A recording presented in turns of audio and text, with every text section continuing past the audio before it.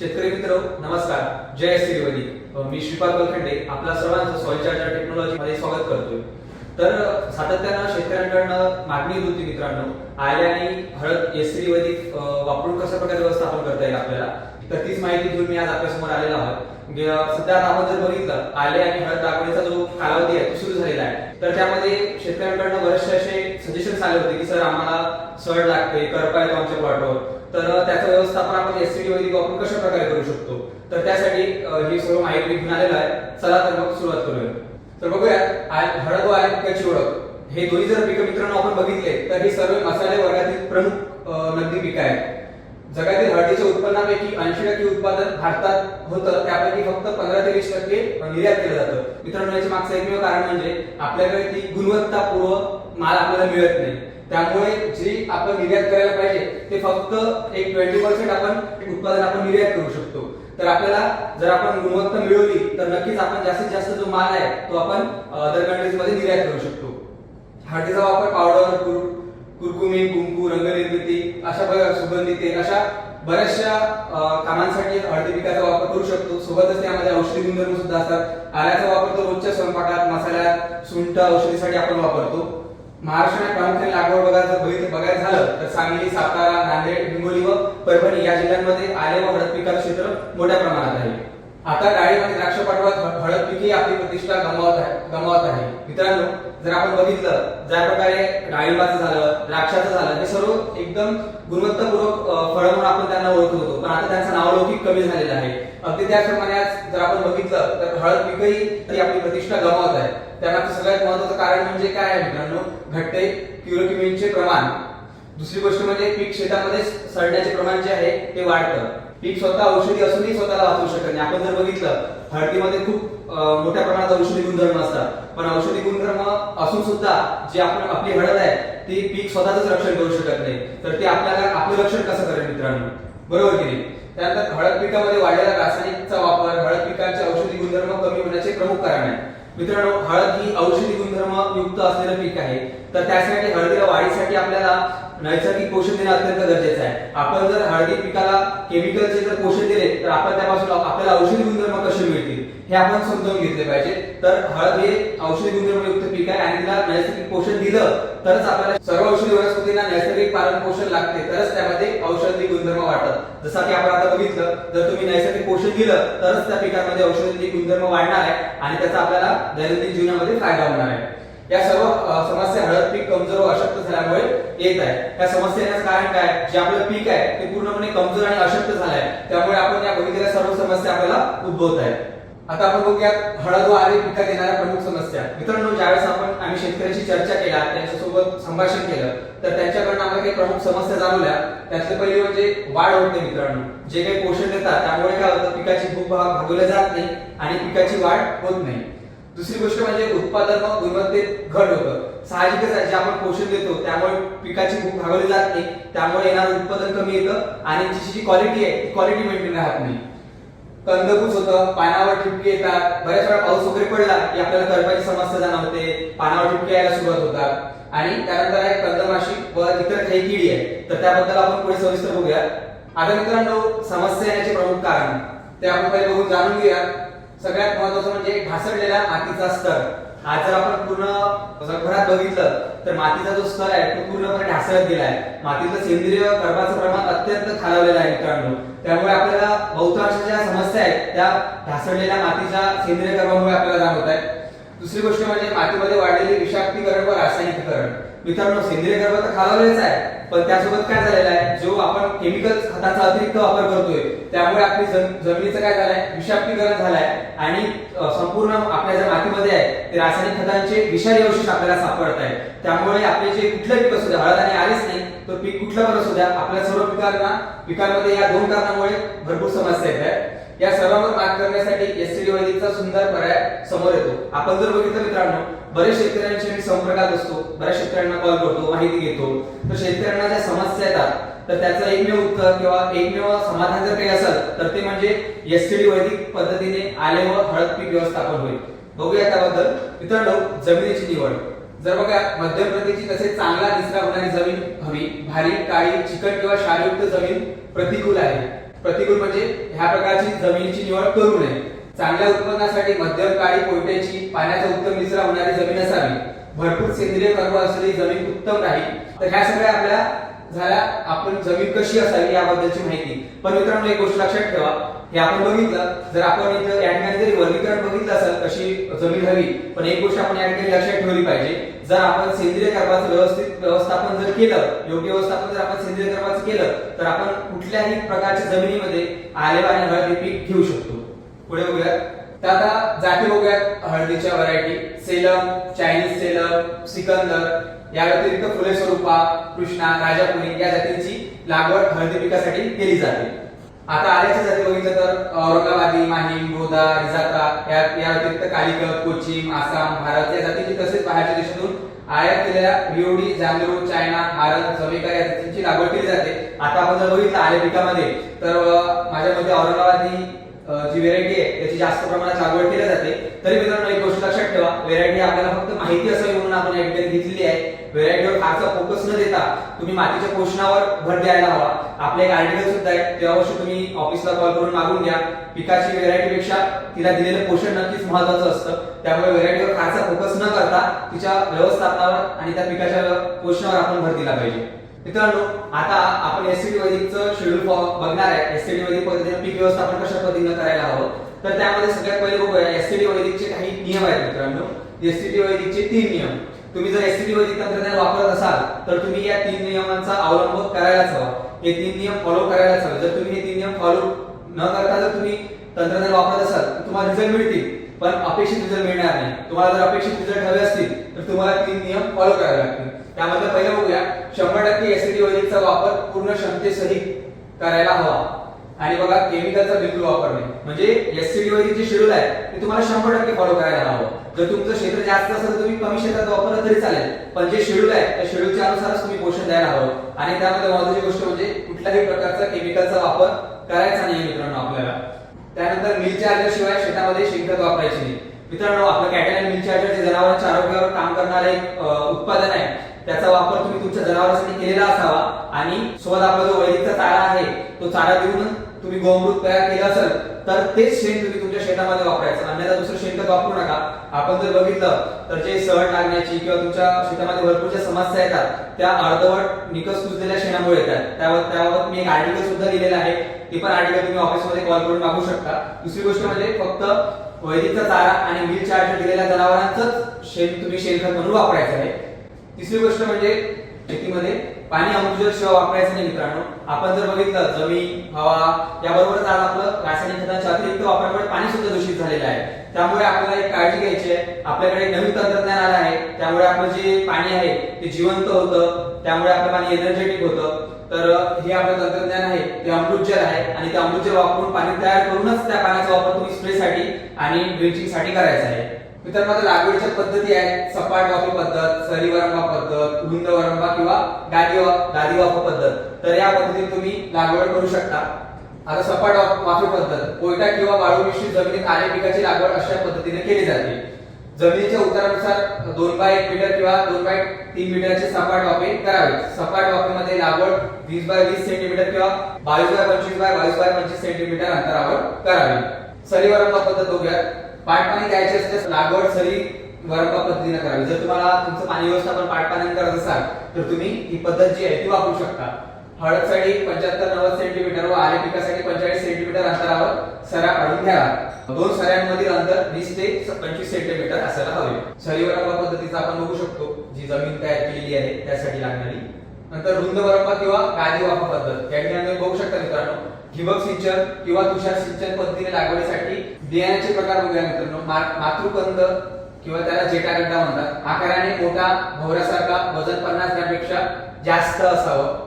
अंगठागड्डे किंवा बगलगड्डे आकाराने मध्यम जेटागड्ड्याच्या चारी बाजूनी येतात, नगळत वाकळे असतात, वजन 40 ग्रॅमपेक्षा जास्त असावे. आणि जर हळकुंडे आपण बघितलं बगलगड्ड्यांच्या बाजूला येतात, वजन 30 ग्रॅमपेक्षा जास्त असावे. तर हे आपण बघू शकतो. आता सगळ्यात महत्त्वाची गोष्ट आहे मित्रांनो बेली प्रक्रिया. बेली प्रक्रिया करताना आपण काय वापरायला हवं, कशा पद्धतीने बेली प्रक्रिया केली पाहिजे जाणून घेऊया. बघा soil charger 2 litre, root charger 600 gram, leaf charger 600 gram, health charger 600 gram, pest cleaner 600 gram हे सर्व आपल्याला 200 लिटर पाण्यासाठी घ्यायचं आहे. आणि सगळ्यात महत्त्वाचं त्यामध्ये एक गोष्ट आहे, सूचना आहे तुमच्यासाठी, बेने प्रक्रिया करण्यासाठी अमृतजलने संस्कारित केलेले पाणी वापरावे. तुम्हाला जे काही पाणी लागणार आहे ते पाणी तुम्ही अमृतजलने तयार केलेलंच असावं. आणि ते अमृतजलने तयार केलेल्या पाण्यामध्ये तुम्हाला soil charger 2 litre, root charger, leaf charger, health charger, paste cleaner प्रत्येकी 600 ग्राम घ्यायचं आहे 200 लिटर पाण्यासाठी. आणि त्यानंतर काय, बेने प्रक्रिया झाल्यानंतर उरलेले पाणी आळवणीसाठी वापरावे. बियाणे लागलेला काढताना मोड होता कामा नये, अन्यथा बुरशी लागू शकते. हे काळजी घ्यायची मित्रांनो. ज्यावेळेस आपण बियाणे लागलेला काढतो त्यावेळेस त्याची मोड होऊ देऊ नका, त्यावेळेस प्रिकॉशन घ्या. जर त्या ठिकाणी मोड झाली तर मग पुढे तुम्हाला फंगस डेव्हलप त्या ठिकाणी होऊन समस्या वाढू शकतात. त्यामुळे एवढी तुम्ही प्रिकॉशन घ्यायची आहे. आणि तुम्ही जे काही बेने प्रक्रियेसाठी पाणी तयार करणार आहे ते अमृतजलने तयार केलेलं असावं आणि ते पाणी आपलं वाया जाणार नाही. ते पाणी नंतर आपण ड्रिंकिंग साठी वापरू शकतो. म्हणजे आपल्याला यावेळेस एकाच वेळेस आपल्याला 2 ठिकाणी फायदा होणार आहे. तर बेने प्रक्रिया पण होणार आहे आणि आपली ड्रिंचिंग सुद्धा होणार आहे. लागवड हंगाम, लागवड 15 एप्रिल पासून ते जूनच्या पहिल्या आठवड्यापर्यंत करावी. त्यानंतर लागवड केल्यास कंदकुज व कंदमाशी यांचा प्रादुर्भाव मोठ्या प्रमाणात होतो. जर आपण बघितलं तर सध्या पश्चिम महाराष्ट्रात असू द्या किंवा खाली मराठवाड्याच्या भागात असू द्या, मोठ्या प्रमाणात लागवड सुरू झालेली आहे. 15 एप्रिल पासून आपण जूनच्या पहिल्या आठवड्यापर्यंत ही लागवड पूर्ण करू शकतो. लागवडीसाठी निरोगी बेण्याची निवड करावी आणि बेणे सडलेले नसावे, ही काळजी घ्यायची आहे. निरोगी बेणे जर तुम्ही निवडायचं आहे आणि ते जे बेणे आहे ते सडलेले नसावं, म्हणजे आपल्याला पुढे कुठलीच समस्या येणार नाही. बेणे निवडता, हळदची बेणे निवड करताना काय करायचं, आपल्याला लागवडीसाठी वापरल्या जाणाऱ्या बियाण्यांची सुप्तावस्था संपलेली असावी. सगळ्यात महत्त्वाची गोष्ट म्हणजे जे आपण बियाणे निवडणार आहे ती लागवडीसाठी वापरणार आहे जे बेणे, त्याची सुप्तावस्था संपलेली असावी. बियाण्याचे डोळे नकळत फुगलेले असावे आणि कुजलेले अर्धवट सडलेले बियाणे लागवडीसाठी वापरू नये, ही काळजी आपण घेतली पाहिजे. आल्यासाठी बेणे निवड करताना आपण काय करायचं आहे, चांगल्या प्रतीचे निरोगी 3 ते 4 सेंटीमीटर लांबी व अंदाजे 3 ते 40 ग्राम वजनाचे आणि 3 ते 5 कोंब रुजण्या इतपत डोळे असलेले बेण्याची आपल्याला निवड करायची आहे. 1 हेक्टर लागवडीसाठी साधारण 1400 ते 2000 किलो बेणे लागतात. 1.5 ते 2 टन आपण म्हणू शकतो 1 हेक्टर साठी आपल्याला लागणार आहे. त्यानंतर साध्या वाफ्यात आल्याची लागण 25 बाय 22.5 सेंटीमीटर अंतरावर करू शकतो आपण. बेणे 4 ते 5 सेंटीमीटर खोल लावून मातीने झाकावे. लागण कोरडी करून हलके पाणी सोडून वाफे भिजवावे. ज्यावेळेस तुम्ही आली लागण करता त्यावेळेस जे आपले वाफे आहे मित्रांनो ते कोरडे असायला हवे आणि लागण केल्यानंतर मग तुम्ही पाणी सोडून आपले वाफे भिजवू शकता. गड्डा लावताना कोंबाचे टोके जमिनीच्या वरच्या बाजूस येतील अशी काळजी घेऊन लागण करावी. ज्यावेळेस तुम्ही लागण करणार आहे त्यावेळेस काय करायचं आहे, गड्डा लावताना कोंबाची टोके आहे जमिनीच्या वरच्या बाजूला येतील अशी काळजी घेऊनच आपल्याला लागण करायची आहे. त्यानंतर लागवड करताना बेणे मोडून घ्यावे. मोडणी करताना जुने गड्डे बाजूला काढावे. बघा, लागवड ज्यावेळेस आपण करतोय त्यावेळेस आपल्याला बेणे मोडून घ्यायचे आहे आणि मोडणी करताना जुने गड्डे बाजूला सारायचे आहे. पुढे बघूया. आता आपण बघितलं मित्रांनो बेणे प्रक्रिया कशी करायची, बेण्याची निवड कशी करायची. तर आता आपण बघूया खत व्यवस्थापन कशा पद्धतीने आपण करू शकतो या पिकांमध्ये. मित्रांनो बघा, लागवडीपूर्वीचा आपला जो बेसल डोस देतो तर त्या बेसल डोस मध्ये आपल्याकडे कुठल्या कुठल्या गोष्टी असायला हव्यात तर ते जाणून घेऊयात. आपण काय करायचं आहे, कृषी अमृत जे आपलं खत आहे ते प्रति एकर 10 बॅग घ्यायचे आहे. त्यासोबत आपले जे मायक्रो चार्जर आहे ते 250 ग्रॅमचे एक पॅकिंग आहे, ते तुम्ही प्रति एकर साठी 250 ग्रॅम वापरू शकता. त्यानंतर root charger, nutri charger, paste cleaner, health charger हे प्रत्येकी 3 किलो घ्यायचं आहे सुरुवातीच्या बेसल डोस मध्ये. आणि त्यासोबतच आपलं जे लीफ चार्जर आहे ते सुद्धा तुम्हाला 1.8 किलो सुरुवातीच्या बेसल डोस मध्ये समाविष्ट करायचा आहे. वरील बेसल डोस 2 महिन्यांनी झाडांद्वारे अपटेक केला जातो, त्यामुळे पहिला बेसल डोस 2.5 महिन्यांनी व नंतर 5 महिन्यांनी रिपीट करा. हा जो बेसल डोस आपण बघितला तो झाला आपल्या लागवडीपूर्वी, पण आपली लागवड पूर्ण झाल्यानंतर जो बेसल डोस आपण देणार आहे तो आपल्याला 2 ते 2.5 महिन्यांनी रिपीट करायचा आहे. आणि त्यानंतर जो आपण तिसरा बेसल डोस देणार आहे मित्रांनो तो आपल्याला 5 महिन्यांनी रिपीट करायचा आहे. एवढी काळजी घ्यायची मित्रांनो, कारण की आपण जो बेसल डोस देतो तो झाडांद्वारे 2 महिन्यात पूर्णतः अपटेक केला जातो, त्यामुळे बेसल डोस हा रिपीट आपल्याला करायचा आहे. मित्रांनो, हा आपण जर व्हिडिओ बघितला तर सातारा जिल्ह्यातील शेंद्रे या गावातील आहे. आपले मार्गदर्शक आहे इक्बाल अत्तार सर. त्यांची स्वतःची आले लागण चालू असताना त्यांनी बेसल डोस मिक्स करतानाचा व्हिडिओ आपल्याला पाठवला होता, तर ते तुमच्यासाठी या ठिकाणी दाखवत आहोत. मित्रांनो, आता आपण बघितला सुरुवातीचा बेसल डोस बघितला आणि बेसल डोस रिपिटेशन किती दिवसांनी आणि कशा पद्धतीने करायला हवं, त्यामध्ये काय काय घ्यायला हवं ते आपण बघितले. आता बघूया पाणी. लागण होताच एक हलके पाणी द्यावे. पाऊस समान लक्षात घेऊन दर 6 ते 8 दिवसांनी पिकास पाणी द्यावे. पिकात पाणी साचून राहू नये याची काळजी घेणे फार महत्त्वाचे आहे. मित्रांनो, पाणी कुठल्याही पिकाला जर आपण बघितलं तर वाढीसाठी वापसा कंडिशन लागते, त्याला कधीच पाणी लागत नाही. तर हे लक्षात घेऊन आपण पाणी व्यवस्थापन केलं पाहिजे. जर आपण बघितलं लागण झालेलं एक हलकं पाणी द्या. जर पावसाचं वातावरण असेल तर तुमच्या परिसरातील अंदाज घेऊन तुम्ही पुढचं पाणी व्यवस्थापन करा. साधारणतः 6 ते 8 दिवसांनी तुम्ही पिकास पाणी देऊ शकता, पण तुमच्या भागातील परिस्थिती, पावसाचं प्रमाण त्या हिशोबाने तुम्ही पाणी व्यवस्थापन करायला हवं. लागवड झाल्यानंतर अमृतजलने संस्कारित केलेले पाणी 200 लिटर पाणी plus soil charger 2 litre, energy booster 250 मिली प्रति एकर साठी आळवणी करावी. मित्रांनो, बेसल डोस झाला, आपली लागण झाली, त्यानंतर पाणी देऊन सुद्धा झालं, त्यानंतर आपल्याला पहिली जी ड्रिपची किंवा जी आळवणी आपल्याला करायची आहे ते आपण बघूया. काय करायचं आपल्याला, अमृतजल वापरून तयार केलेलं पाणी घ्यायचं आहे 200 लिटर. त्यासाठी आपल्याला सॉइल चार्जर किती लागणार आहे, 2 लिटर सॉइल चार्जर लागेल. एनर्जी बूस्टर 250 मिली प्रति एकर साठी घेऊन आपल्याला त्याची आळवणी करायची आहे, पहिली आळवणी. ठीक आहे. आता आपण जर बघितलं मित्रांनो, उगवण अवस्था, तर साधारणतः 20-21 दिवसांपर्यंत उगवण आल्याचे वगैरे होते. पण जर तुम्ही काही एससीडी वैदिकचे शेतकऱ्यांचे अनुभव बघितले, आपल्या युट्यूब चॅनलला तसे व्हिडिओ पण आहे, त्यांनी तशी माहिती दिली आहे की एक 14, 15, 16, 17 दिवसांपासून त्यांना उगवण झालेले दिसते आणि 21 ते 22 दिवशी उगवण पूर्ण झालेली आहे. मित्रांनो, हा फरक लक्षात घ्या. आपण जर बघितलं, शेणखत किंवा रासायनिक खत जे शेतकरी वापरतात त्यांची उगवण सुरुवातीला 21 दिवसापासून व्हायला सुरुवात होते आणि आपलं जर एससीडी वैदिक तंत्रज्ञान तुम्ही वापरलं तर 14, 15, 16, 17 दिवसांपासून उगवण व्हायला सुरुवात झाली तुम्हाला दिसेल. आणि तर त्यासाठी काळजी घ्यायची आहे. बघा, ड्रीप नंतर काय करू शकता, लागवडीनंतर 5 दिवसांनी तुम्ही सॉइल चार्जर 2 लिटर आणि लीफ चार्जर 600 ग्राम याप्रमाणे देऊ शकता ड्रीपच्या माध्यमातून. 15 दिवसांनी तुम्हाला ड्रीप ऍप्लिकेशन काय करायचं आहे, soil charger 1 litre, disease fighter 1 litre आणि फंग थिनर 1 किलो. हे प्रति एकरचं प्रमाण तुम्हाला दिलेलं आहे मित्रांनो. हे तुम्ही ड्रीप ऍप्लिकेशन करू शकता. मित्रांनो बघा, त्यानंतर आपल्याला उगवून आल्यानंतर काय स्प्रे करायचं ते बघूया. क्रॉप चार्जर 3 मिली, फ्रूट चार्जर 10 मिली, एनर्जी बूस्टर 2 मिली, लीफ चार्जर 3 ग्राम प्रति लिटर याप्रमाणे घेऊन आपल्याला स्प्रे करायचा आहे. आणि ड्रिप मधून आपल्याला 25 दिवसांना जे ऍप्लिकेशन करायचं आहे ते पण बघूया.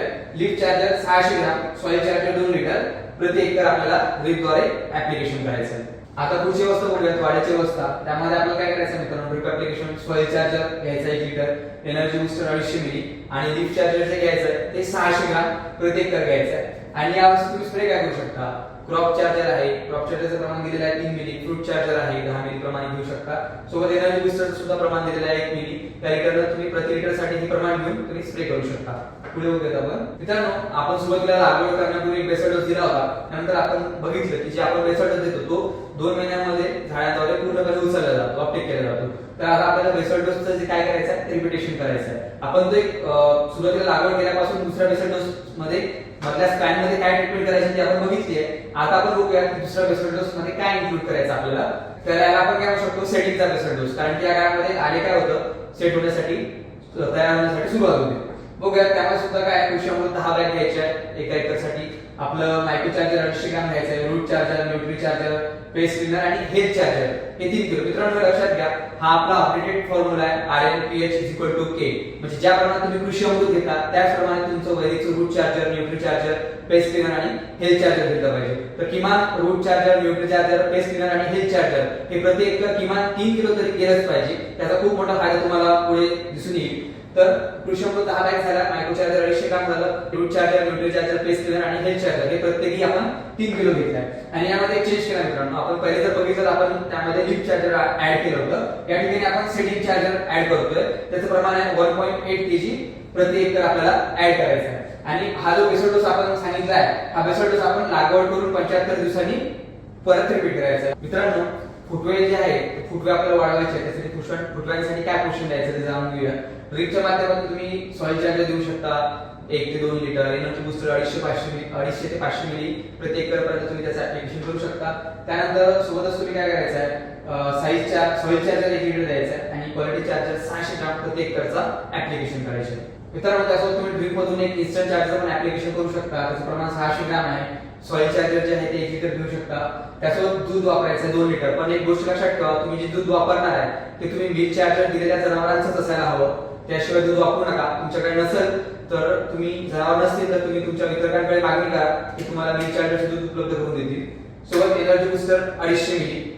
दुसरं तसंच तुम्ही स्प्रे काय करू शकता मित्रांनो, साईज चार्जर आहे त्याचं प्रमाण 2 मिली आहे, फ्रूट चार्जर 10 मिली घेऊ शकता आणि एनर्जी बूस्टरचा 1 मिली प्रति लिटर याप्रमाणे तुम्ही फवारणी सुद्धा करू शकता. मित्रांनो, आता आपण बघितलं, आपण सुरुवातीला एक बेसल डोस दिला, त्यानंतर आपण 75 दिवसानंतर एक बेसल डोसचं रिपिटेशन केलं होतं. आता आपला आलस्य झालेला आहे. आता आपल्याला त्याची साईज होण्यासाठी, त्याची प्रॉपर वाढ होण्यासाठी बेसल डोस द्यायचा आहे, आपल्या पिकाला पोषण द्यायचं आहे.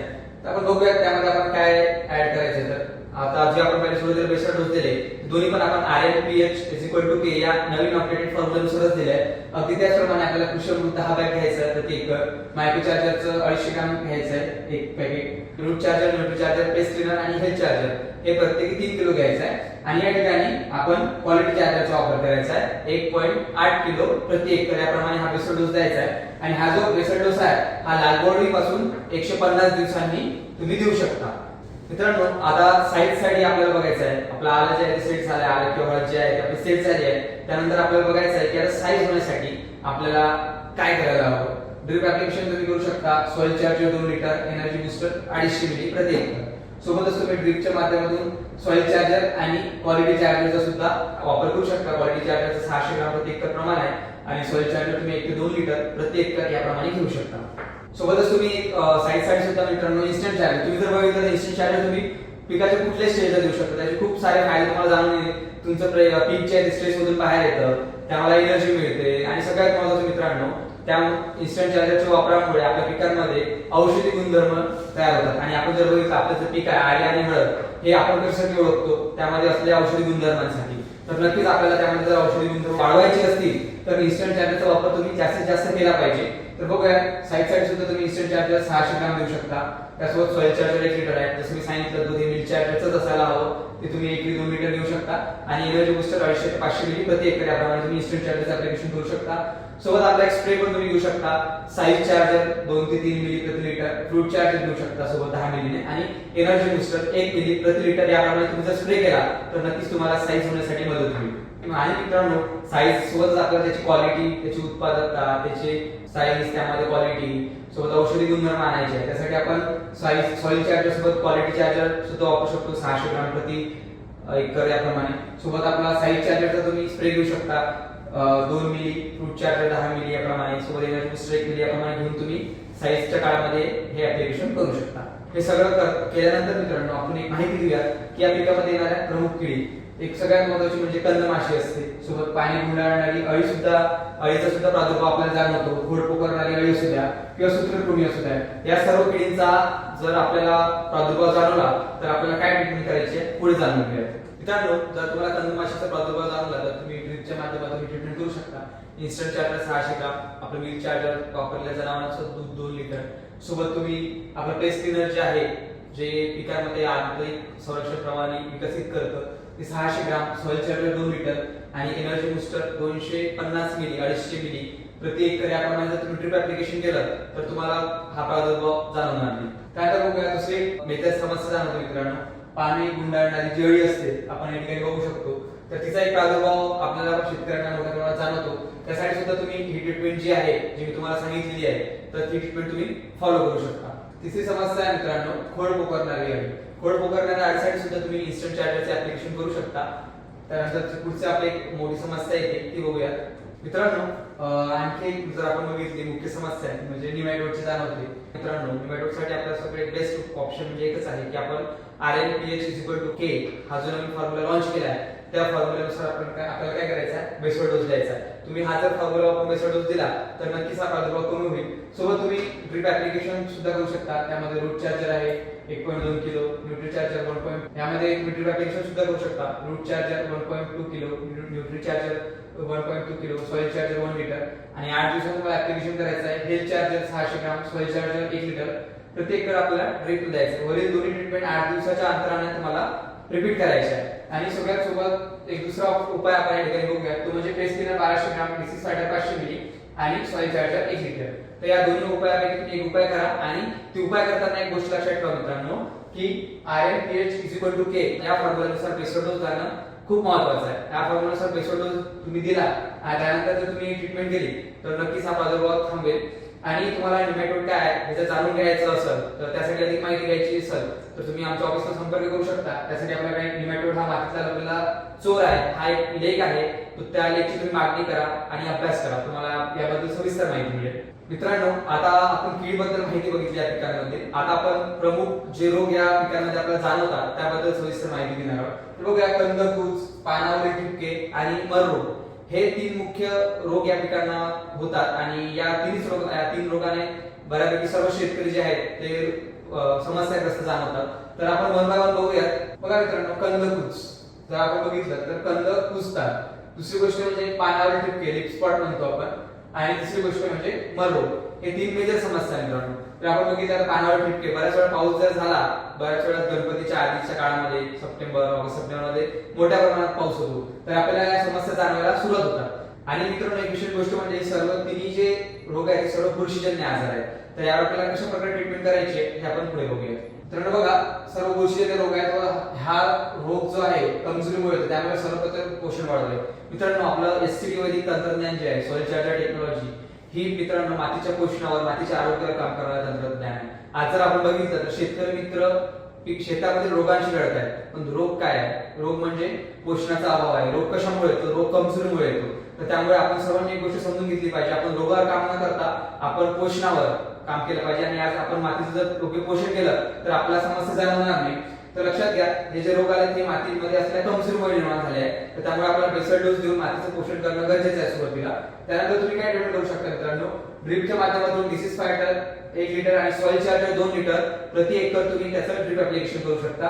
सोबत काही स्प्रे पण तुम्हाला सांगतोय. स्प्रे म्हणजे डिसीज फायटर 5 मिली, fungi cleaner 3 gram, fruit charger 10 मिली आणि वॉटर चार्जर 0.3 मिली प्रति लिटर आहे. मित्रांनो, वॉटर चार्जरचं प्रमाण लक्षात घ्या, 0.3 मिली प्रति लिटर याप्रमाणे जर तुम्ही स्प्रे केला तर आपण जे वरील 3 बुरशीजन्य आजार बघितले त्यापासून नक्कीच तुमची सुटका होईल. निकष शेणखत व विषारी रासायनिक खते यांच्या वापरामुळे तयार होणारे आल्याचे व हळदीचे पीक हे प्रकृतीच्या दृष्टीने निकृष्ट दर्जाचे आहे, म्हणून ते नष्ट करण्यासाठी किडी व रोगांचा प्रादुर्भाव होतो.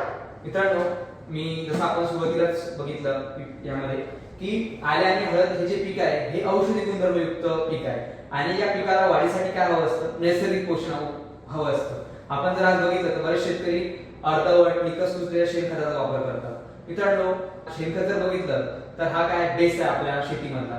पण आज ते शेणखत राहिले का? तर नाही मित्रांनो, ते भुसाखत झाले.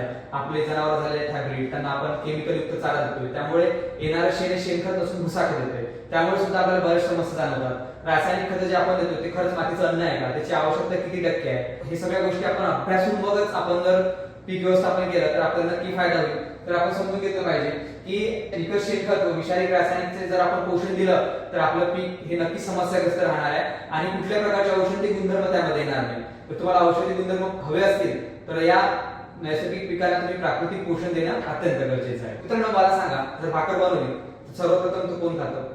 सर्वप्रथम आपण खातो, बरोबर. त्यानंतर जर ती शिळी झाली तर ती आपण काय करतो? कुत्र्याला किंवा जनावरांना देतो, बरोबर आहे. ती जर आणखी 4-5 दिवस झाले शिळी झाली, तिच्यावर बुरशी आली तर ते काय करतो आपण? तिला कोण खातं? तिला बुरशी खातं, बरोबर आहे की नाही? मग जर जेव्हा भाकरीला बुरशी लागते तेव्हा आपण काय म्हणतो? भाकरीला आजार झाला असं म्हणतो का? नाही, आपली भाकर काय झालेली असते? कमजोर झालेली असते. मग मित्रांनो, पिकाला रोग झाला आपण असं कसं काय म्हणू शकतो? बरोबर की नाही? काय झालंय? आपली माती कमजोर झाली आहे, त्यामुळे पिकाला आवश्यक असलेले मूलद्रव्य मातीमधून उपलब्ध होत नाही. त्यामुळे आपलं पीक कमकुवत, अशक्त बनतं आणि लगेच रोगांना बळी पडतं. मित्रांनो, जर तुम्हाला कंदमाशीचा प्रादुर्भाव जाणवला तर तुम्ही ड्रिपच्या माध्यमातून ट्रीटमेंट करू शकता. इन्स्टंट चार्जर 600 ग्राम, आपलं मिल्क चार्जर वापरलेल्या जनावरांचं दूध 2 लिटर, सोबत तुम्ही आपलं पेस्ट क्लिनर जे आहे जे पिकांमध्ये आंतरिक संरक्षण प्रणाली विकसित करतं ते 600 ग्राम, सॉइल चार्जर 2 लिटर आणि एनर्जी बूस्टर 250 मिली 250 मिली प्रति एकर याप्रमाणे जर तुम्ही ड्रिप ऍप्लिकेशन केलं तर तुम्हाला हा प्रादुर्भाव जाणवणार नाही. त्यानंतर बघूया दुसरी मेजर समस्या जाणवतो मित्रांनो, पाणी गुंडाळणारी जळी असते, आपण या ठिकाणी बघू शकतो. तर तिचा एक प्रादुर्भाव आपल्याला शेतकऱ्यांना मोठ्या प्रमाणात जाणवतो. त्यासाठी सुद्धा तुम्ही ही ट्रीटमेंट जी आहे, जी मी तुम्हाला सांगितलेली आहे, तर ती ट्रीटमेंट तुम्ही फॉलो करू शकता.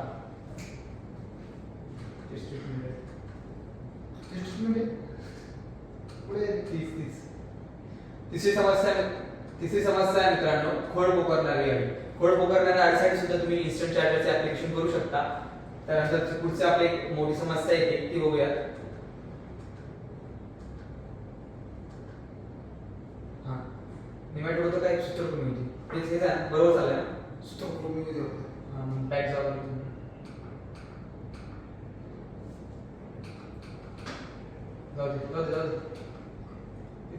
थोडेफार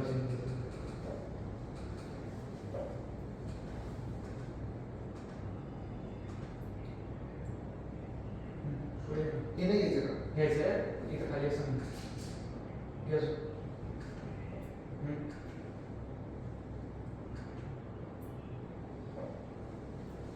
मित्रांनो, आणखी एक जर आपण बघितली मुख्य समस्या म्हणजे निमॅटोडची जाणवते.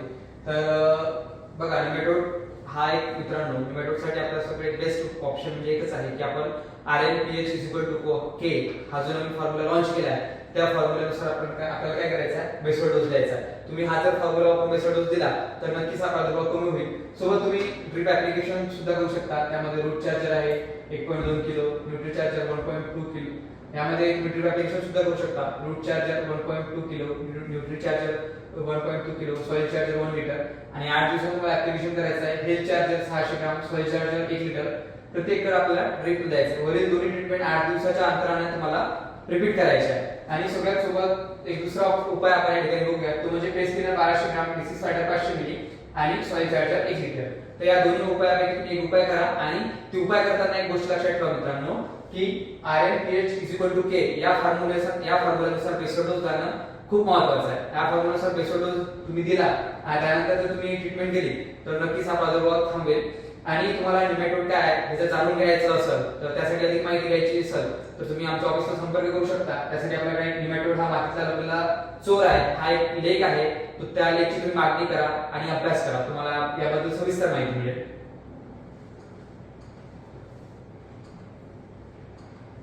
मित्रांनो, आता आपण कीडबद्दल माहिती बघितली या पिकांमध्ये. आता आपण प्रमुख जे रोग या पिकांमध्ये आपल्याला जाणवतात त्याबद्दल सविस्तर माहिती घेणार आहोत. बघूया, कंदकुज, पानावरील ठिपके आणि मर रोग हे 3 मुख्य रोग या पिकांना होतात आणि या तीन रोगाने बऱ्यापैकी सर्व शेतकरी जे आहेत ते समस्याग्रस्त जाणवतात.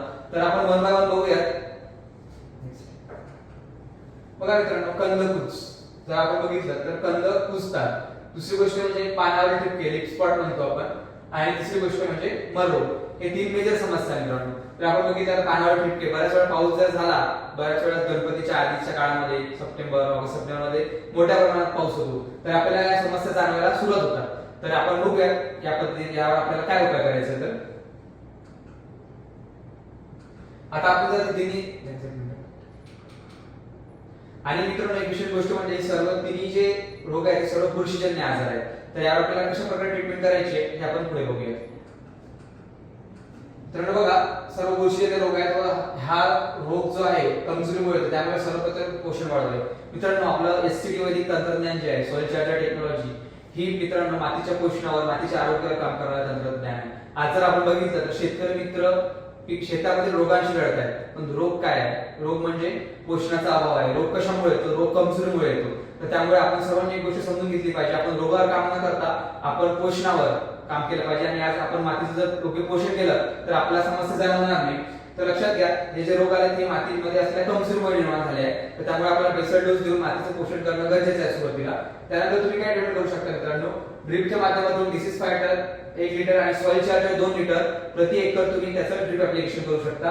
सोबत काही स्प्रे पण तुम्हाला सांगतोय. स्प्रे म्हणजे डिसीज फायटर 5 मिली, fungi cleaner 3 gram, fruit charger 10 मिली आणि वॉटर चार्जर 0.3 मिली प्रति लिटर आहे. मित्रांनो, वॉटर चार्जरचं प्रमाण लक्षात घ्या, 0.3 मिली प्रति लिटर याप्रमाणे जर तुम्ही स्प्रे केला तर आपण जे वरील 3 बुरशीजन्य आजार बघितले यापासून नक्कीच तुमची सुटका होईल. इथं काय डेटा आहे असं निकष शेणखत व विषारी रासायनिक खते यांच्या वापरामुळे तयार होणारे आल्याचे व हळदीचे पीक हे प्रकृतीच्या दृष्टीने निकृष्ट दर्जाचे आहे, म्हणून ते नष्ट करण्यासाठी किडी व रोगांचा प्रादुर्भाव होतो. मित्रांनो, मी जसं आपण सुरुवातीलाच बघितलं यामध्ये की आले आणि हळद हे जे पीक आहे हे औषधी गुणधर्मयुक्त पीक आहे आणि या पिकाला वाढीसाठी काय हवं असतं? नैसर्गिक पोषण हवं असतं. आपण जर आज बघितलं तर बरेच शेतकरी अर्धवट निकष कुजलेल्या शेणखताचा वापर करतात. मित्रांनो, शेणखत जर बघितलं तर हा काय बेस आहे आपल्या शेतीमधला. पण आज ते शेणखत राहिले का? तर नाही मित्रांनो, ते भुसाखत झालंय. आपले जनावर झाले हायब्रिड, त्यांना आपण केमिकल युक्त चारा देतोय, त्यामुळे येणारं शेणखत नसून भुसाखत येतोय. त्यामुळे सुद्धा आपल्याला बऱ्याच समस्या जाणवतात. रासायनिक खत जे आपण देतो ते खरंच मातीचं अन्न आहे का? त्याची आवश्यकता किती टक्के आहे? त्याचं हे सगळ्या गोष्टी आपण अभ्यासून बघच आपण जर पीक व्यवस्थापन केलं तर आपल्याला नक्की फायदा होईल. तर आपण समजून घेतलं पाहिजे की निकष शेणखत व विषारी रासायनिकचे जर आपण पोषण दिलं तर आपलं पीक हे नक्की समस्याग्रस्त राहणार आहे आणि कुठल्या प्रकारचे औषधी गुणधर्म त्यामध्ये येणार नाही. तर तुम्हाला औषधी गुणधर्म हवे असतील तर या नैसर्गिक पिकाला तुम्ही प्राकृतिक पोषण देणं अत्यंत गरजेचं आहे. मित्रांनो बघा, भाकरीला रोग झाला असं आपण म्हणू शकतो. मित्रांनो मला सांगा, जर बघा मित्रांनो मला सांगा, जर भाकर शिळी झाली, मित्रांनो मला सांगा, जर भाकर बनवली सर्वप्रथम तो कोण खातं? सर्वप्रथम आपण खातो, बरोबर. त्यानंतर जर ती शिळी झाली तर ते आपण काय करतो? कुत्र्याला किंवा जनावरांना आपण काय करतो? आपण जनावरांना देतो, बरोबर आहे. ती जर आणखी 4-5 दिवस झाले शिळी झाली, तिच्यावर बुरशी आली तर ते काय करतो आपण? ती जर आणखी 4-5 दिवस झाले तर आपण काय करतो? तिला कोण खातं? तिला बुरशी खातं, बरोबर आहे की नाही? मग जर जेव्हा भाकरीला बुरशी लागते तेव्हा आपण काय म्हणतो? भाकरीला आजार झाला असं म्हणतो का? नाही, आपली भाकर काय झालेली असते? कमजोर झालेली असते. मग मित्रांनो पिकाला रोग झाला आपण असं कसं काय म्हणू शकतो? बरोबर की नाही? काय झालंय? आपली माती कमजोर झाली आहे, त्यामुळे पिकाला आवश्यक असलेले मूलद्रव्य मातीमधून उपलब्ध होत नाही, त्यामुळे आपलं पीक कमकुवत अशक्त बनतं आणि लगेच रोगांना बळी पडतं. मित्रांनो सगळ्यात मोठी समस्या आहे की शेवटच्या स्टेजला किंवा ऑक्टोबर पासून जेव्हा ऑक्टोबर हिट असते तेव्हापासून ही समस्या सुरुवात होते सडण्याची. तर त्यासाठी आपण काय करावं? मित्रांनो एक लक्षात घ्या, जे आपण आले व्यवस्थापन किंवा हळद व्यवस्थापनाचं बघितलंय ते जर तुम्ही शेड्यूल फॉलो केलं तर तुम्हाला ही समस्या येणार नाही. पण जर तुमच्या जमिनी पण जर काही शेतकरी मधातूनच तंत्रज्ञान वापरत असतील त्यांना समस्या जाणू शकतात, किंवा आतापर्यंत तुमच्या जमिनीमध्ये खूप जास्त रासायनिक खतांचा अतिरिक्त वापर झालेला असेल किंवा कुजलेलं शेणखत जर तुम्ही खूप मोठ्या प्रमाणात वापरलं असेल तर तुम्हाला ही समस्या जाणवू शकते. तर त्यासाठी आपल्याला काय उपाययोजना करता येईल ते बघूया. रासायनिक खतांचा वापर तुम्हाला पूर्णपणे बंद करावा लागेल. जर काही शेतकरी मित्र मधातूनच तंत्रज्ञान वापरणार असतील त्यांनी एक गोष्ट लक्षात घ्यावी की त्यांनी रासायनिक खतांचा वापर पूर्णपणे थांबवावा लागेल, त्यांना बंद करायचा आहे. भुसाखत ऐवजी गोमूत्र वापरा. मित्रांनो जसं आपलं आता यापूर्वी डिस्कशन झालंय की भुसाखत जे आहे ते अतिशय निकृष्ट आहे, त्यामध्ये कुठलाच कस नाही, तर ते वापरून तुम्ही काय करायचं? गोमूत्राचा वापर करा. आणि सगळ्यात महत्त्वाचं म्हणजे पाणी जे आहे ते वापसा कंडिशनला देणं अत्यंत गरजेचं आहे. मित्रांनो आपण यापूर्वी पण बघितलं की पिकाला पाणी नको वाढीसाठी, पिकाला वाढीसाठी वापसा कंडिशन लागते, तर पाणी व्यवस्थापन करा. एसडी वैदिक तंत्रज्ञान वापरताना तसे आपल्याला पाणी जे आहे ते रासायनिक खतांच्या तुलनेत 50% कमी लागतं, कारण की हे वैदिक म्हणजे पिकाचं प्राकृतिक पोषण आहे, त्यामुळे जमिनीमध्ये हीट तयार होत नाही. रासायनिक खतांच्या वापरामुळे जमिनीमध्ये हीट तयार होते आणि जमीन जास्त पाणी मागते. पण वैदिक म्हणजे काय? आपल्या जमिनीचं प्राकृतिक पोषण आहे, पिकाचं प्राकृतिक पोषण आहे, त्यामुळं आपल्याला पाणी जे आहे ते रासायनिकच्या तुलनेत 50% कमी लागतं. पाणी व्यवस्थापन करणं अत्यंत गरजेचं आहे. वापसा कंडिशनला आपण पाणी द्यायला हवं. जे शेतकरी मध्ये सुरू करतात किंवा चालू पिकास काही समस्या आल्यास त्यांनी रोग व कीड नियंत्रणासाठी मित्रांनो काही शेतकरी मित्र असतात ज्यांना पूर्वी माहिती नसते किंवा मधातून तिकडे समस्या रासायनिक प्लॉट करताना काही समस्या आणि मधच आपल्यासोबत जोडले जातात. तर अशा शेतकरी मित्रांसाठी आपण या ठिकाणी ट्रीटमेंट सांगतोय. जर त्यांना रोग किंवा किडीचा रोगाचा किंवा किडीचा काही जर प्रादुर्भाव झाला तर त्यांनी हे ट्रीटमेंट ते जमिनीतून करू शकता. मित्रांनो बघा हे 2 ट्रीटमेंट या ठिकाणी दिले आहे. तुम्ही करू शकता disease fighter 2 litre, fungicide 1 kilo, soil charger 1 ते 2 लिटर प्रति एकर तुम्हाला जमिनीतून द्यायचं आहे. किंवा तुम्ही दुसरी ट्रीटमेंट आहे आपली सोबत paste cleaner 1.2 kilo, health charger 1.2 kilo, soil charger 2 litre हे प्रति एकर साठी आपल्याला जमिनीतून आळवणी करायची. जर तुम्ही मधातूनच तंत्रज्ञानाकडे वळाला, रासायनिक तुमचा प्लॉट खराब झाला, मग रोग लागायला सुरुवात झाली, सड होते कुठेतरी, तर तुम्ही हा ट्रीटमेंट फॉलो करू शकून त्या जे रोग आहे तुमचा त्याला थोडाफार आळा घालू शकता. तर आपण आल्यावर हळद पीक व्यवस्थापन बघितलं, सोबत त्यावर येणारे प्रमुख रोग आणि किडीचा सुद्धा अभ्यास केलाय. तर आता आपण बघूया काढणीबद्दल माहिती घेऊया. आल्याचे पीक 7 महिन्यात तयार होते, मात्र आले सुट्टी करता लावले असल्यास त्याला 8.5 ते 9 महिन्यात तयार होण्यासाठी वेळ लागतो. जानेवारी महिन्यात पाणी पिवळे पडून वाळू लागतात. वाढलेला पाला कापून पाला कचरा वेचून घ्यावा. कुदळीने खोदून आल्याच्या गड्ड्यांची काढणी करावी. मित्रांनो या पद्धतीने जर तुम्ही आले व्यवस्थापन किंवा तुमची हळद पीक व्यवस्थापन केलं तर जी आले आणि हळद पिकाची ओळख आहे की ते एक औषधी गुणधर्मयुक्त पीक म्हणून आपण त्याकडे बघतो, तर आज ते कुठे आपल्याला होताना दिसत नाही. त्यामध्ये कुठल्या प्रकारचे औषधी गुणधर्म दिसत नाही मित्रांनो रासायनिक खतांच्या वापरामुळे. पण जर तुम्ही एसडी वैदिक तंत्रज्ञानाचा वापर करून जर तुम्ही आले आणि हळद पीक व्यवस्थापन केलं तर नक्कीच आपल्या आले आणि हळद त्याच्या पूर्वरच जी आपण त्याची ओळख आहे औषधी गुणधर्म असलेली पिकं हे आपण त्यांना मिळवून देऊ शकतो. थँक्यू, धन्यवाद. जय श्री वैदिक.